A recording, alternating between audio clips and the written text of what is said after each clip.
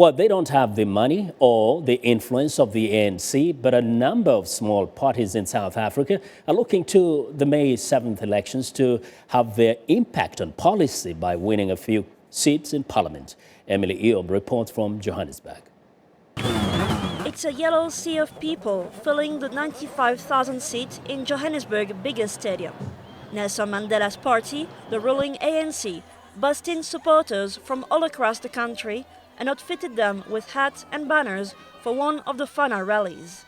29 parties are contesting seats in the national parliament, and even more are trying their luck in the provincial races. Some parties are competing for the first time and with limited financial resources. It's a sunny Sunday and Tanya Node is busy making cardboard poster on her terrace for the party she is supporting, Ubuntu. She got the material only a few days ago, and it is now a race against the time to get the word out by voting day. We would go and stand at the traffic lights at the intersection and then hand out pamphlets to people and obviously have the posters up on the poles as well.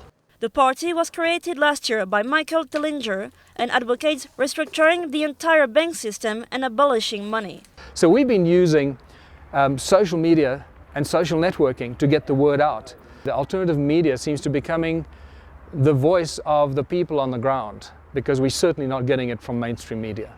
The campaign cost the party about R1 million or $95,000. Tellinger says most of the money came from foreign donors and was spent on application fees, $20,000 to run in national elections and $4,300 for provincial entries. If the party manages to win a seat, its campaign costs are reimbursed. If not, the money is lost. The Independent Electoral Commission justifies this cost by saying that if a party cannot raise that amount of money, then it probably can't raise votes as well. The Minority Front has been around for 2 decades, but this year will compete for the first time in Gauteng province, which includes Johannesburg and Pretoria. The party currently holds a few provincial seats and 1 seat in the National Assembly. Kishore Badal, one of the Minority Front candidates in Gauteng, says the fees are unfair because the parties don't get the same treatment and the same exposure while still paying the same amount. The larger parties, they have lots of funding from within the country and outside. We don't have those advantages. And considering the fact that we all have to pay the same registration for the new election, yes, it's totally unfair. Last month, 4 small political parties failed to pay the election deposit and were excluded from the national ballots. Emilie Iob for VOA News in Johannesburg. Well, for more perspective, I'm joined by Moorosi Mokuena, the president and CEO of MTH Mokuena Consulting, and a former member of the ANC Youth League. Mr. Mokuena, welcome to Africa 54. Thank you for having me. Now, to you, how significant is today's election in South Africa? It's very significant in a sense that after 20 years, that the democracy is still stable, and we have more parties in these elections than before. And also that is coming after the passing of Nelson Mandela.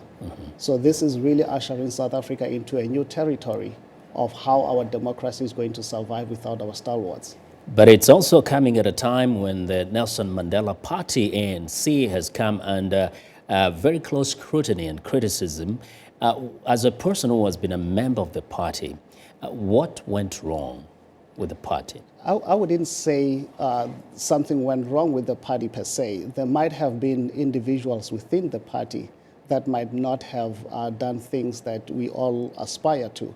But if you look at what the party really represents, it is a party of the people, for the people, and over the years, you could see that demonstrated by the continued success it has had in the elections. But that's not to say that there are not areas where the party needs to pay attention and make some fixes. One of the things the young people of South Africa say is that when they look at the older members of the party, those in leadership, starting with President Zuma himself, they have gotten richer and richer, but the young people in the slums and the townships have remained as poor as they were. Now, why has the party been so insensitive to these young fellows? It's a very delicate situation that I think the government has to address, the South African government, which is collective, the ANC and the opposition and all that are involved in making the laws. And the ANC, as the government of the day, has a responsibility to pay attention to those challenges now. At the same time, we cannot overlook where we have been, and we cannot overlook some of the successes that we've had over the past 20 years. As I mentioned on your show last week, that 20 years cannot necessarily redress what was done over 300 years. But that is not an excuse to say that the government has not paid full attention on the issues such as the land reform, making sure that people are put back to the land where they belong, making sure that there is economic development that's filtering to the people that you are mentioning, and making sure that the young people get the education, because we need that to be able to sustain the democracy that we have. We need that to be able to sustain all the economic developments that South Africa has had. Yeah. Now, we've seen some members of ANC break away. An example is Mr. Malema, Julius Malema. Is that an indication that the ANC progressively might actually diminish in its stature and in its size, and possibly there will be some very significant challenges from other parties? There is a belief that the ANC has grown big, and that in order for our democracy to continue to be vibrant, we need more voices in the opposition. And I think it's a good thing that some of the members from the ANC are breaking away, starting their own parties, and be able to become a viable opposition to the ANC, to continue to keep the ANC in check.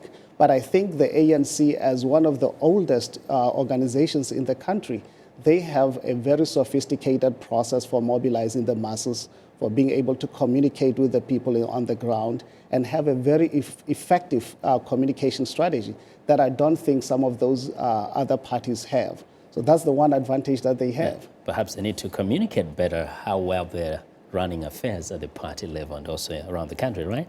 But we'll call you back here to come and tell us more about that. I'll be pleased to address that. Okay, Mr. Mokuena, thank you. Thank you very much. Well, Moorosi Mokuena is the president and CEO of MTH Mokuena Consulting and former member of the ANC Youth League in South Africa.